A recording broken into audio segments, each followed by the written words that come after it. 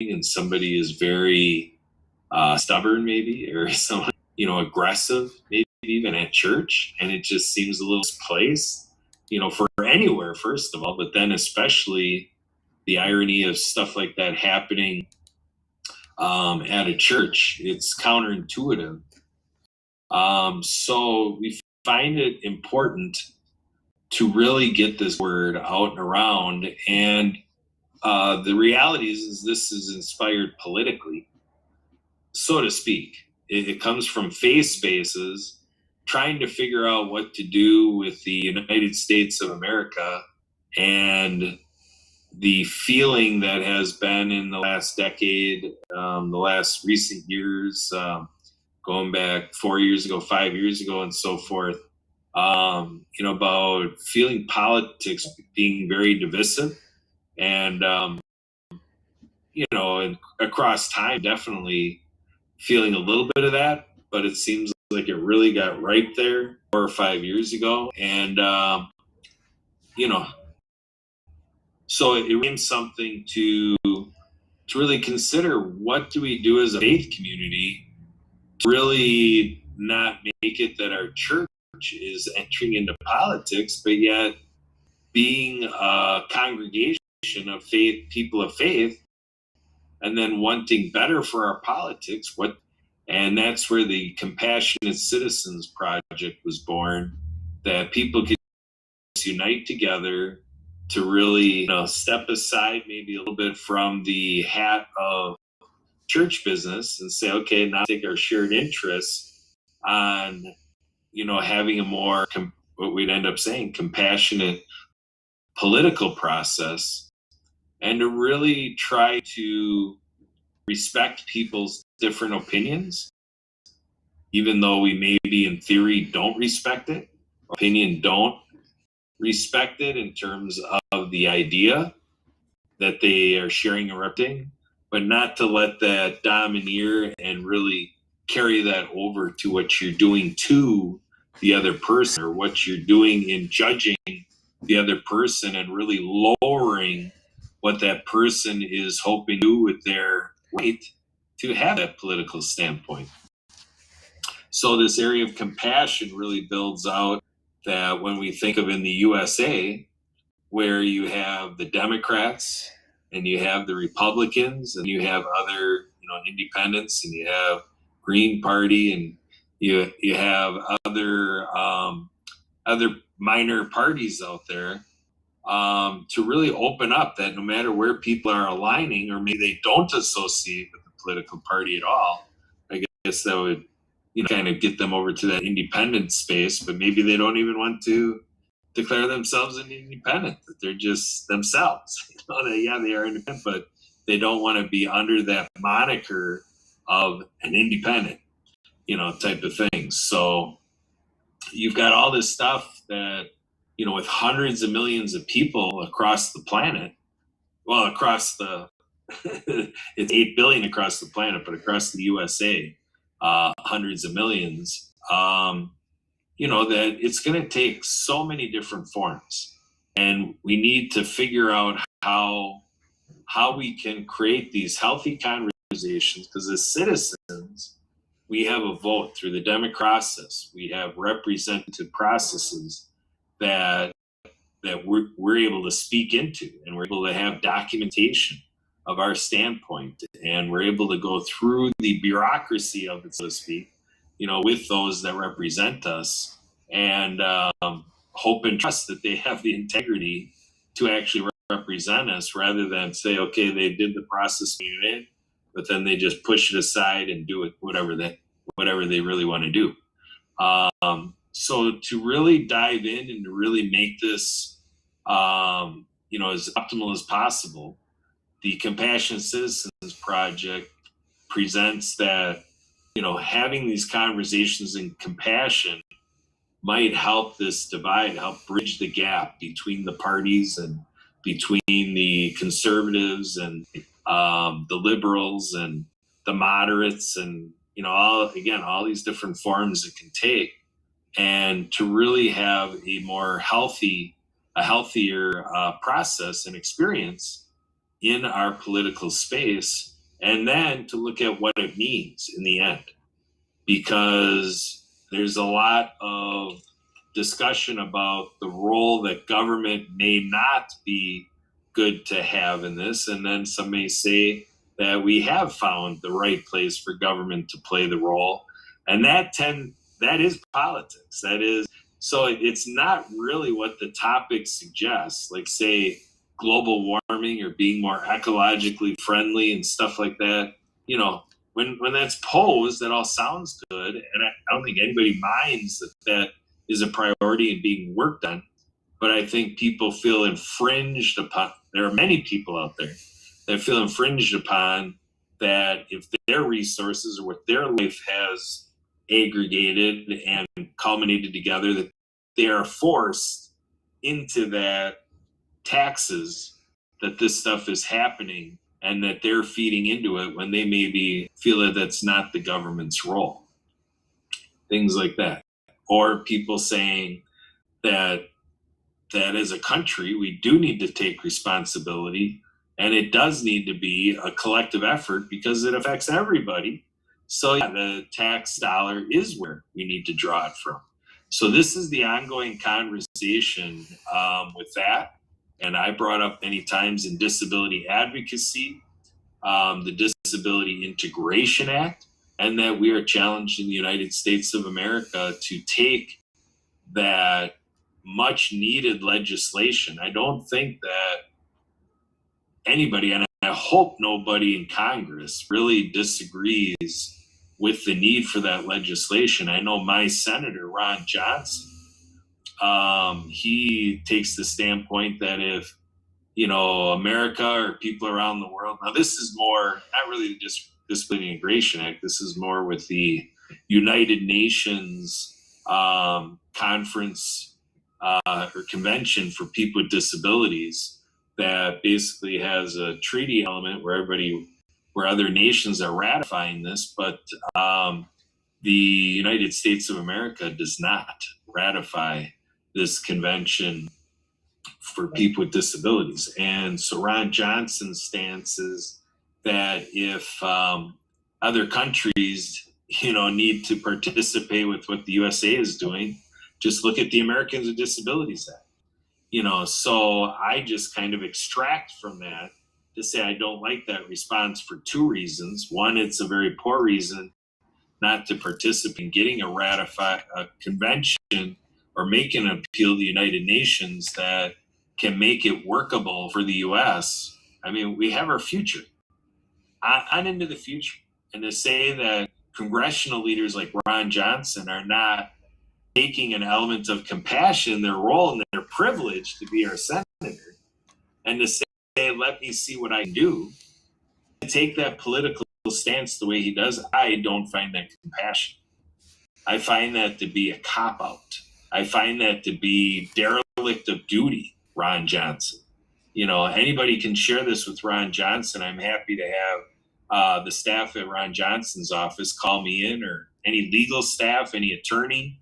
It doesn't really matter to me, because there's things that are right and there's things that are wrong, and no matter where you are in sorting out right and wrong, there is a way to be compassionate about it. And so I can take a compassionate look at Ron Johnson's duty, and he has to pick his battles and focus stuff to get stuff done. The stuff that he does for our country is great, and he gets it done because he's not as much focused on the Disability Integration Act. And that's a little bit of how the business works in Washington, D.C., and in practically getting something done as a senator or as a congressperson. So it does play both ways, and I have to check in to say, am I practicing what I preach, so to speak. So yeah, this compassionate citizen element I also like, because in social work, social services with a social mission, and trying to fill these gaps in communities in the marketplace, government work does provide this element of collective impact. Or if you go to Wikipedia or whatever, it's it's a format that is available to the world to take a look at collective impact and to look at how different elements of the marketplace or communities can work together, say like business community and government, that type of thing. And some people see things in there that they call private-public partnerships. See, this kind of stuff is a way that we can go ahead and look at our compassionate opportunities to celebrate the work that other people are doing and to say, how can we piece what they're going to do without us into that? There's pieces of this, there's fractals of that that are nice little elements to just have handy as a resource in the work we do. And then now there's a cross referencing going on, and you allow the population to better participate into where with what they seek. That it's more in business, they talk a lot, or I suppose a lot in life, but I know for sure I get a lot in business. Right people at the right place at the right time. And that's what these collaborations allow to happen, is to help people get with the right people at the right place, like which agency, which church, which which business, which volunteer group, which school, depending on where they should be, to help navigate all that stuff. And in disability services, health and human services, there's this role that professionals can play as a navigator. So this element has been recognized and is at play presently. So it's not like it doesn't exist and it needs to exist. I think it just happens in its little pockets, and certain people, obviously the people who are being served, are aware of it. But then people who are not drawn into that through a definite situation where they definitely made that connection, there's not that broad awareness so that these things can be fashioned together, that it all fits together. And that's the way I see citizenship, is to say it would be nice as a citizen that with our time and talents and resources, we can have like in social work, they call it a wraparound. When somebody is of need of us, of health and human service, a disability service or whatever, mental health services, and that somebody is just given a wraparound, which means that what people tend to experience in these journeys, that they can be guided to, kind of in sales with products or services. Salespeople could be trained to say something like, I know how you feel. I felt this way before, and this is what we found. And then to present your thing of features and benefits, for people to consider taking on themselves, the evidence shows that it can work. And then you can get into this stuff where it can become like investing, where it's like past performance does not necessarily guarantee future results and stuff like this. But at least there's an understanding of possibility and what's available and what people can consider. And so when you're dealing with people's real life experiences, not knowing where they are in the mental health side of life, that compassionate element, again, is a reminder to say, you don't know what people are going through in their life, and to do stuff that is maybe away from the delivery of compassion might be exacerbating a circumstance there that is not part of the conversation you're in, but they go home and they deal with it in a whole other magnified way that has nothing to do with anything you're aware of, but it may be a repercussion of your actions if we're not compassionate. But then again, as a citizen, if we're a citizen that is in a disposition to help and we want to be able to give back and so forth, to be able to volunteer, it'd be nice to have a nice navigation element where we can say, okay, what are churches doing? Are churches doing a piece of this that I would go to this faith space or whatever it may be? Or do I need to look at what Lions, Kiwanis, Rotary Optimist Club, or, pick a favorite nonprofit to align with to do this stuff. And then we're learning about cooperatives.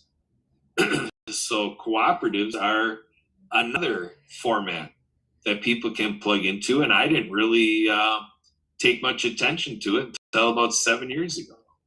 And so that's an opportunity. Or is it the business sector?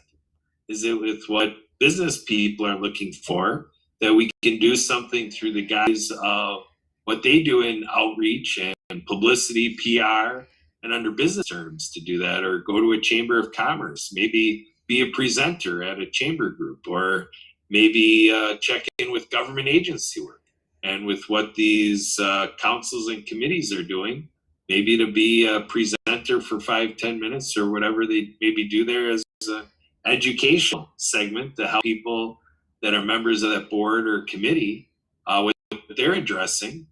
Maybe there's an expertise you have to help them do what they're commissioned to do under that role in agency work. And to me, that's what I advocate. And then all the fun stuff. I was in the golf course business for 13 years, and I saw how at our golf course that there was so much community work and business work being done at our golf course that it's through the game of golf. So that same type of thing can happen. I also like water skiing. I'm a lifelong water skier, and so people can gather at water ski shows and have that as a gathering place that then the people can get together and share their common interests, which may be a business objective, or a business derivation, or maybe something else. A faith community could come out, get together as a faith community, maybe say a prayer, before the show and whatever. It could be a multitude of things. I had somebody who said that they didn't like water skiing. Like, well, what do you like? And his response was chess. I'm like, well, you could bring your chessboard out. We could have somebody sit with you and play chess while we're water skiing. You can play chess with me. I'm sure we'll have somebody in our reach and community that would be interested to do that with you. And these are the things that create all these connections, community connections, business connections, whatever it may be, and just helps things, help people find that goodness of fit for what their interests are and where they want to apply their energies and to find all that. So that's why we got involved in media here, to get all this stuff out there, and then people can hear it and take it in as education. Hopefully as a talk show, it's a little bit entertaining, and hopefully as a talk show, you're getting some value out of it, that you're getting some insight to something that with whatever else you're doing in life or have done in life, never heard it before. Maybe it's a good reminder on some things. So with that, Emily, what's next right here at your Compassionate Citizens podcast? So as you're talking, I was thinking that there is or could be a correlation between the Compassionate Citizen podcast and or the New Orleans project and the mutual aid network. What are your thoughts on that, Kurt?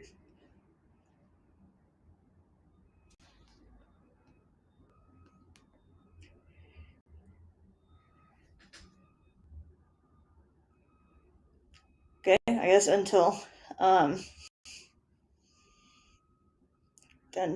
then. So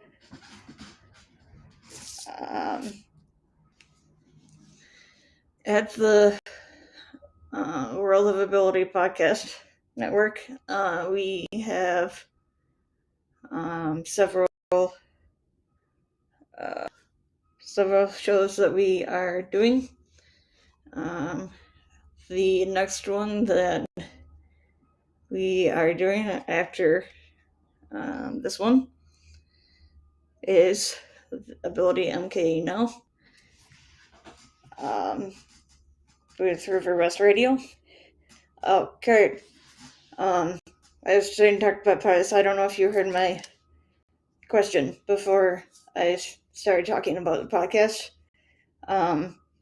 but it was about the connection between the Mutual Aid Network and the Compassionate Citizen podcast slash project, and what your thoughts were on that. If there could be some kind of collaboration or anything like that. Yeah, I think what you're getting to, Emily, between today's comment and we had last night was Zach Clayton with Community Pay It Forward. I think you are getting to this space where you're seeing how all of our work fits together, because this is a need that the marketplace has to get, and I was saying this on Zita's show, that we need to get the for-profit community thinking in terms of affinity and cause marketing, where the affinity, like a cause, like say disability advocacy or things that serve people with disabilities, and then that's the cause. The cause is in the disability community, and then the affinity would be like water skiing, actually, or like I said, chess or something like that. So it's kind of like what you're applying the cause to. So that gets us towards nonprofit work.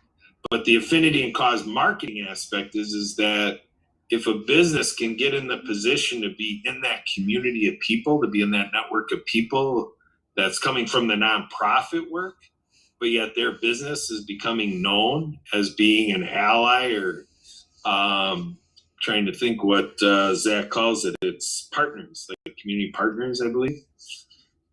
Something along those lines, yeah.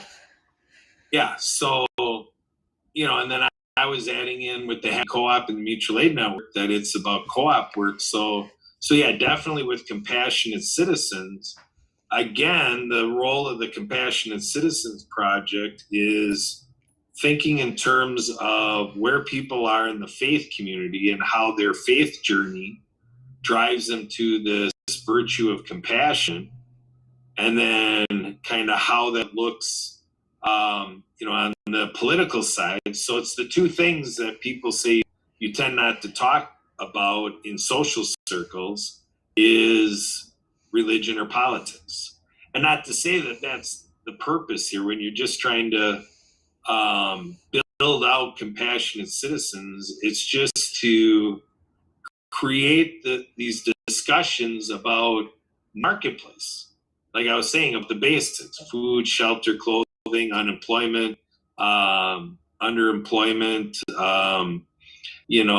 marginalization, the social justice issues, stuff like this. These things where compassion is a great place, where it's a great place to have that applied.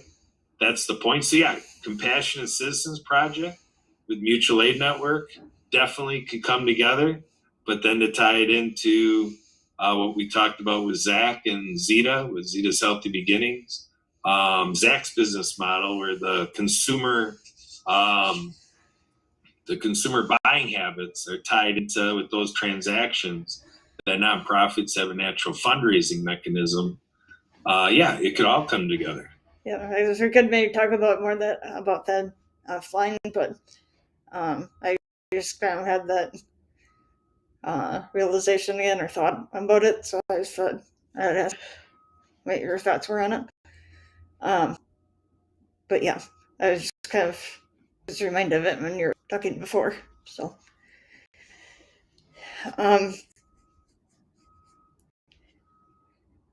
but thank you for your thoughts. So as I was saying, before that covered, the world of Ability Podcast Network was started a couple years ago by Kurt and Marcus Hart of Transform You Media, as well as as well as one of two of our anchor podcasts called The World of Ability. Our other, the World of Ability, which is Saturdays at 3 p.m. Eastern. Saturdays at 3 p.m. Eastern, 2 o'clock Central. And the other anchor show, or sort of anchor show of the World of Ability, is the World of Ability Podcast Network, is the show we are going to be having in a few hours here, at 7:30 p.m. Central or 8:30 p.m. Eastern, called Ability MKE Now, which was started like 6 or 7 years ago. And then, so those two shows are every Wednesday for the Ability MKE Now and every Saturday for the World of Ability. And we have been also helping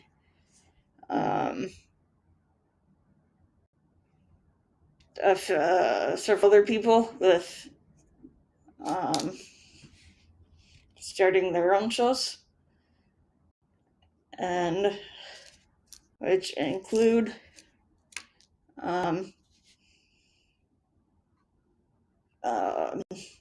Zeta and the World of Women on Tuesday evenings at 8 o'clock Eastern, 7 Central. And it looks like we have Jennifer joining us at the moment. Jen, are you able to hear me or say anything at the moment?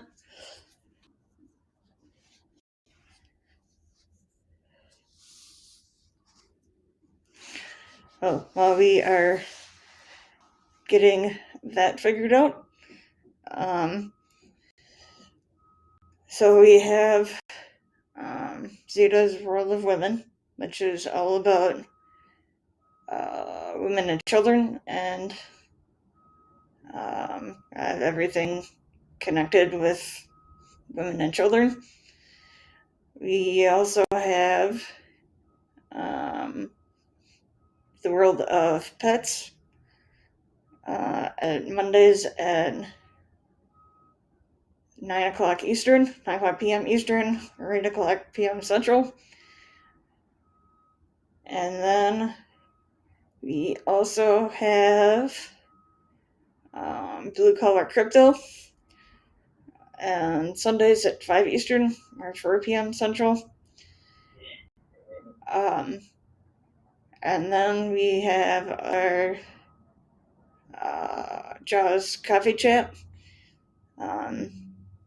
with a few shows part of that. Jaws Diet, Jaws Mental Health, and Jaws Christ Talk, which Jen is able to come on here. But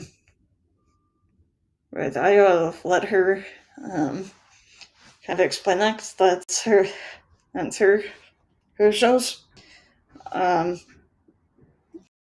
And so if anybody... Emily, will you play so I can join the discussion? Okay. And so I'll get this figured out here. So if anybody is interested in either joining as a guest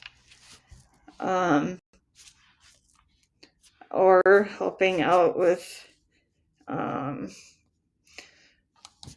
any of the shows in any other capacity, or even if you are looking to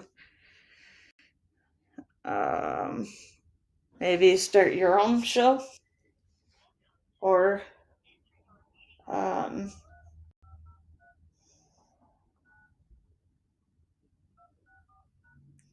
or even if it's just a one-time, one-and-done thing, we would be able to help you with that as well. Just connect with us, and we can go from there.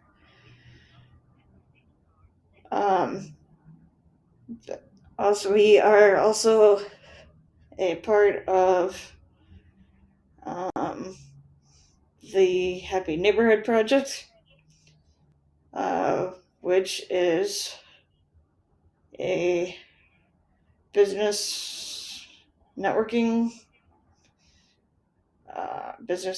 group that was started by Edwin Edeberry, and with his work in about happiness.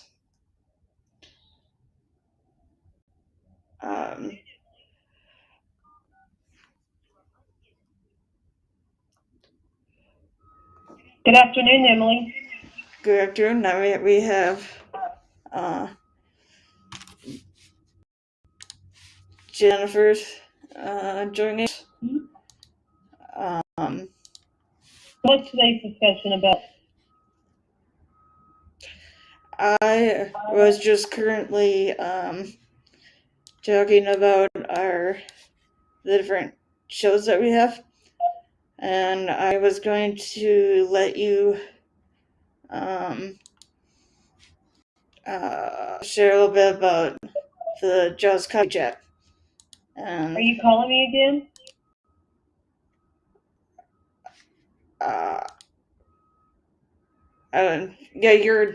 You're connected through my phone on the shelf.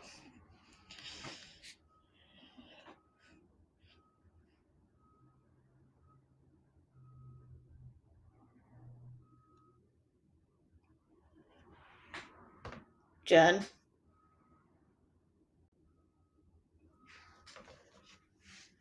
I think we might have.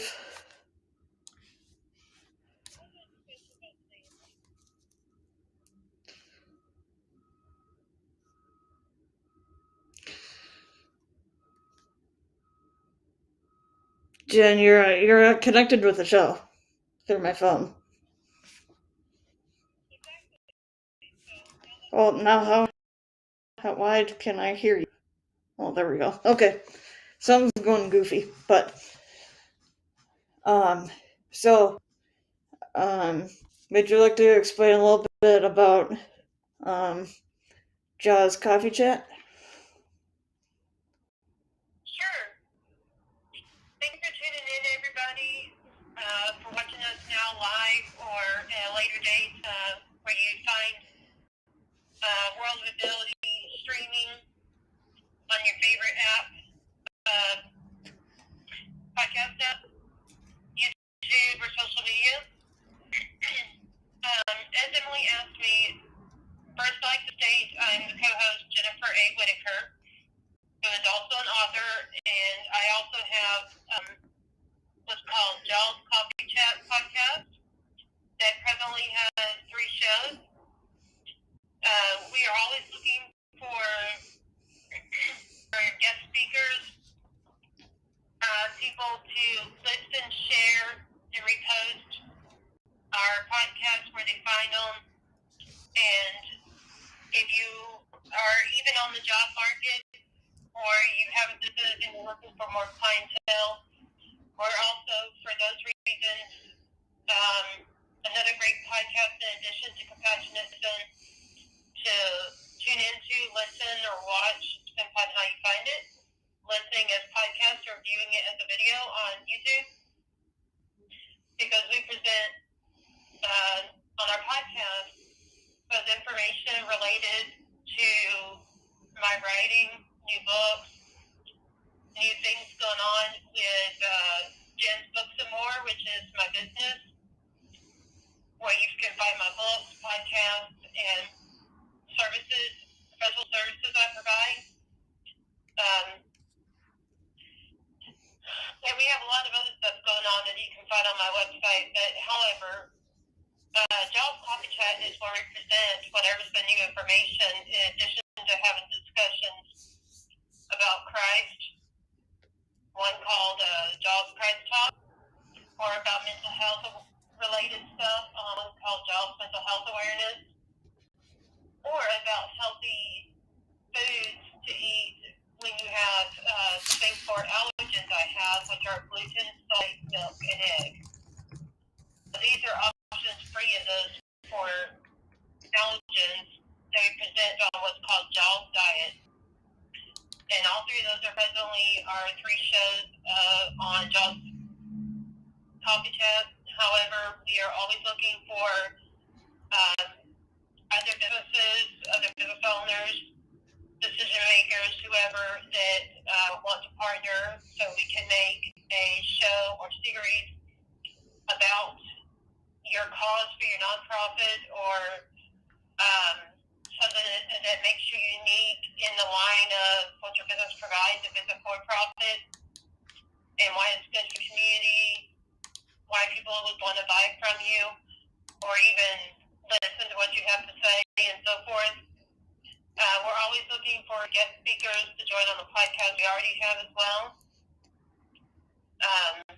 So if any of these things are reasons things you want to hear, whether it's job opportunities or partnership or it's being a co-host or co-producer of our podcast, among other jobs we have, we just got a lot of news and a lot of stuff to let you know on every podcast that we air. The team gets together to air on YouTube every Monday. Joe's Diet is aired 9 o'clock Central, 9 a.m. On YouTube live every Monday, and Joe's Mental Health Awareness is aired at, is it 2:30, Emily? The mental health awareness one is at 2:30 Central. Yes, okay, so Joe's Mental Health Awareness airs at 2:30 Central every Monday, and Joe's Christ Talk airs every Monday at, I think, 4:15, right? Yep, because at 4:15 p.m. Central. Okay, there you go. So that's a little spill of what Joe's Coffee Chat is all about and what we do and who we are.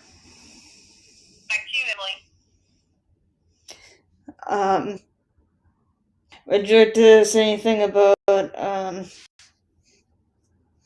any of your books or anything else that you'd like to that you do? Well, I could say about my audio. So this one book has been out for a few years, like since 2016 or 2017, maybe 2018. It's called Dealing with Autism I speak about often. Well, right now I have 3 or 4 audios, and autism is the one that has the most popularity as an audiobook. And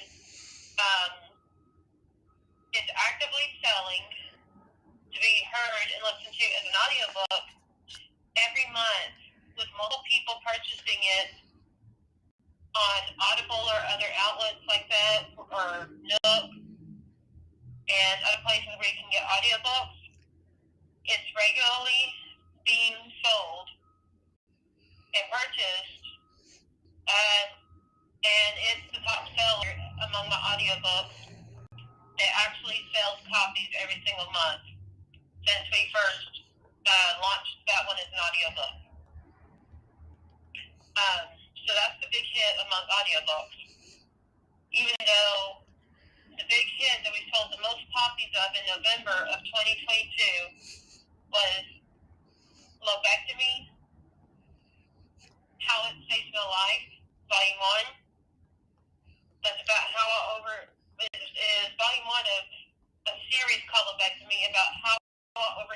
epilepsy for being one of the worst 30 cases in the country in 2019. The least worst 30 cases of epilepsy. And so spend upon which type of book, whether it's print or audiobook, that's the news about what's the big hits. Right now, my vocal artist is working on making Emotional Roller Coaster Young into an audio, and I'm working on typing up final draft to be edited of Lobectomy.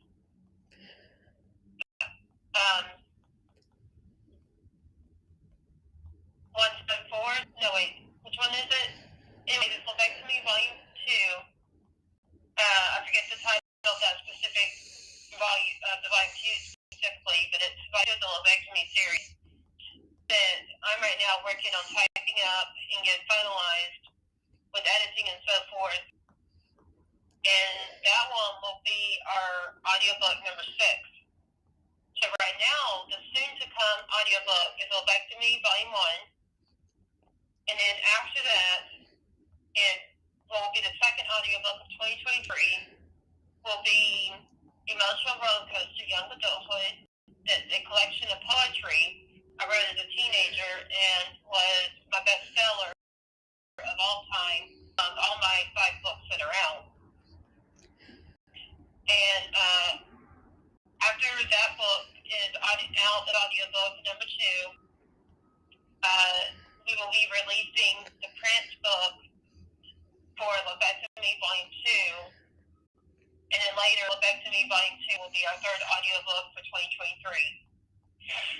We have to go look in 2 books out in print this year and getting 4 audiobooks out in 2023.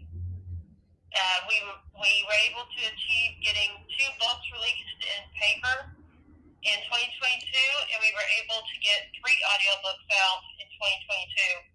So we're taking that a notch forward to try to get more content out this year, just one more of each in 2023 than we did in 2022. And this is going to be our system, so I'm constantly working on anywhere from 10 to 12 books at a time, so I can be constantly producing more books and stuff on the market, while in the midst of also providing professional services to other people, like a museum I'm working with that's paying me to write about local big figures of the small town of Berkshire, Texas, and the Houston area.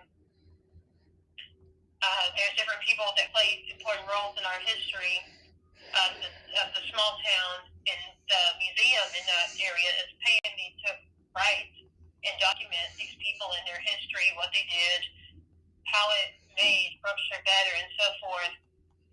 And I'm also writing a play based off of a famous song with another, I guess you can say, dreamer. She can imagine movies in her mind, but she doesn't know how to write, as far as like to write a play or to write a script and so forth, and I'm doing that for her.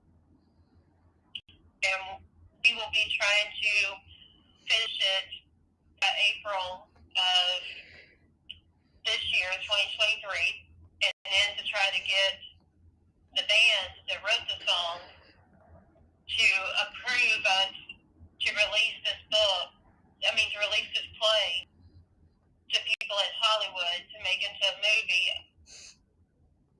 And our goal is, if the band permits us, because we're using their original art, the song, that they will also agree to pay the expenses while agreeing to pay a certain percentage of royalty to myself and my client as the writers of the story. So we'll hopefully be along the lines of a book a play/movie being produced in 2024, even if it's 2025 before it's in theaters. We're on the back team right now writing it as a play, and I'm part of that.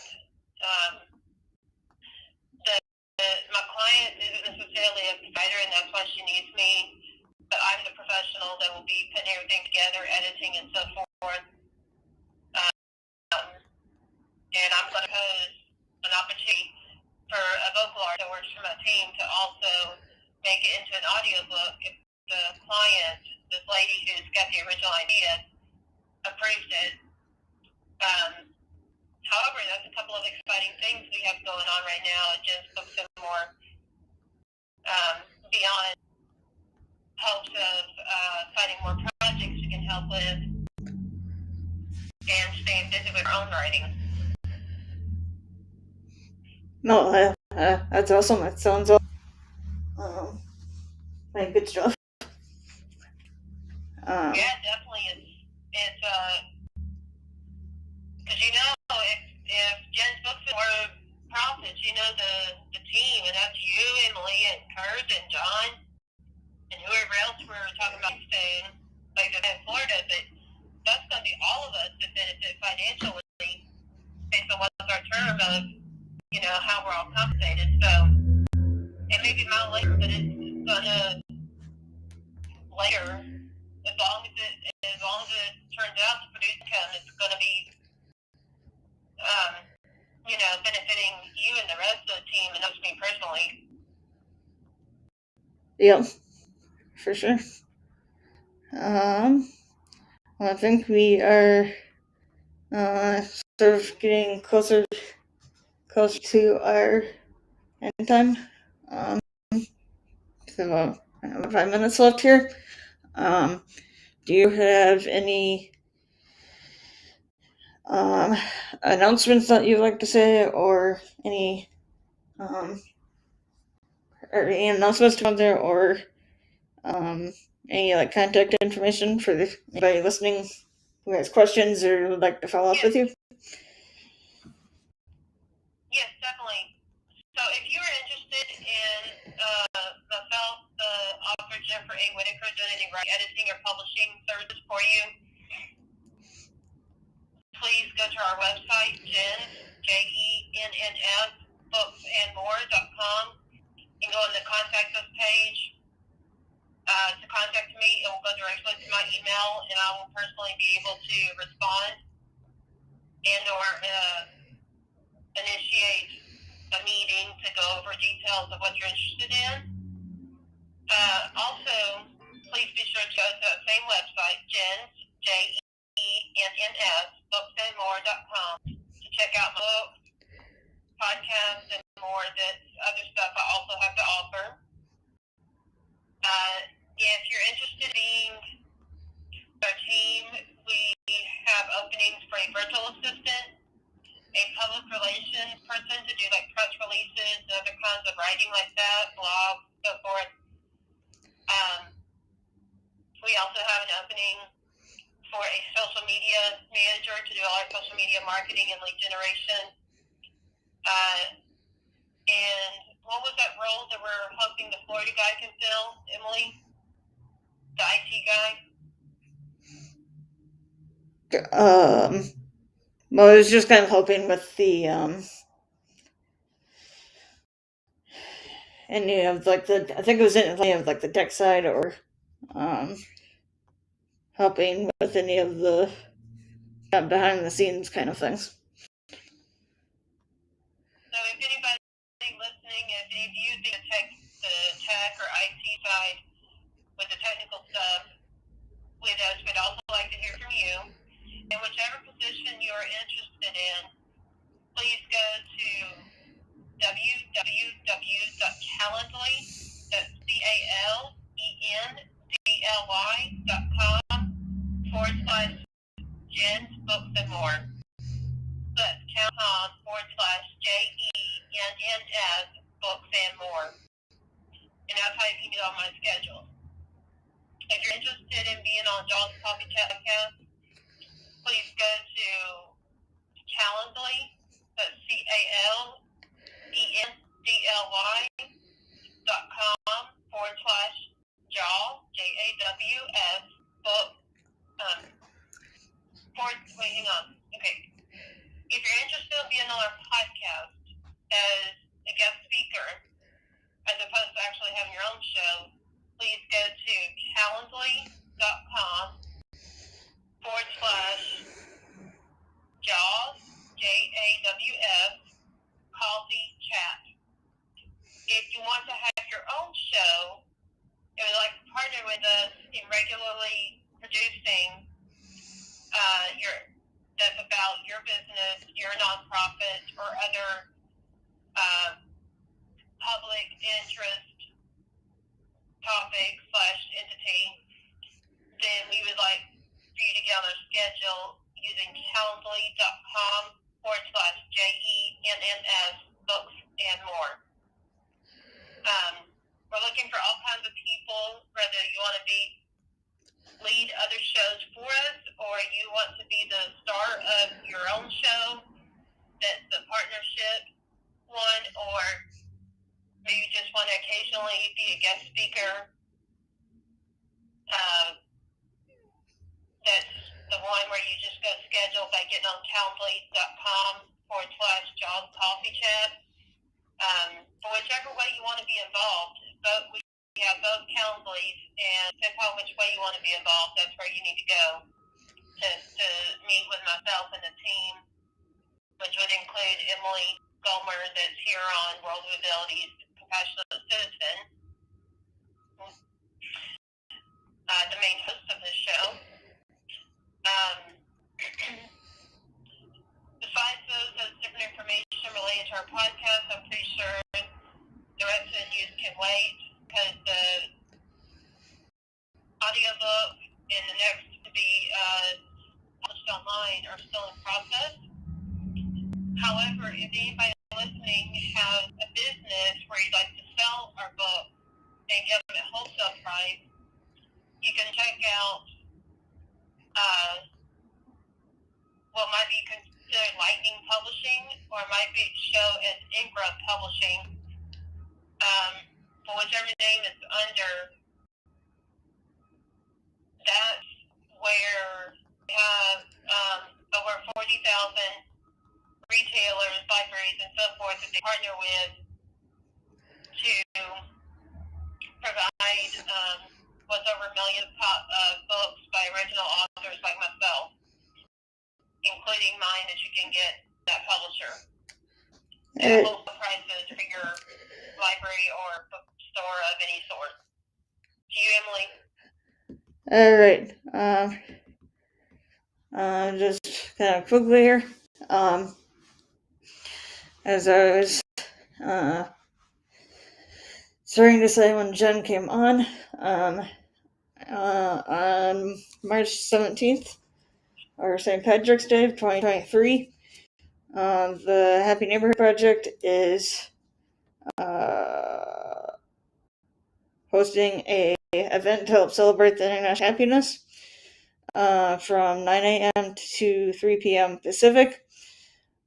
Tickets are being sold right now. They cost $30. But that's only through the month of February. The price will go up starting February 1st. So I encourage everybody to get their ticket ASAP if you are planning on attending. What's special about this is that we are trying to break the Guinness Book of World Records of 1068 that was set in Belgium in 2014. To encourage everybody to come. It will be a good event with speakers, vendors, prizes, among other things. So I hope to see everybody there. As far as back to the show here, again, special thanks to Zach, Marcus, and Jay, and would encourage everybody to check out all of our social media pages for all of our shows. and subscribe, like, share, comment, interact with them in whatever way. And if you have any, are watching this and have any questions, comments, concerns, and so on, you can contact me at 715-303-9835 or at emailygolmer@icloud.com, or you can get a hold of Kurt at 262-372-1754 or at abilitymkenow@gmail.com. And on behalf of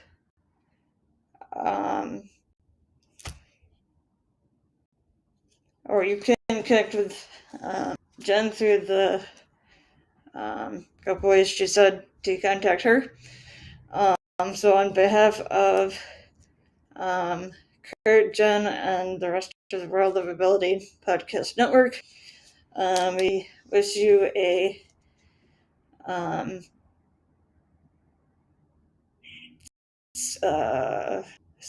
safe and week, and to stay happy.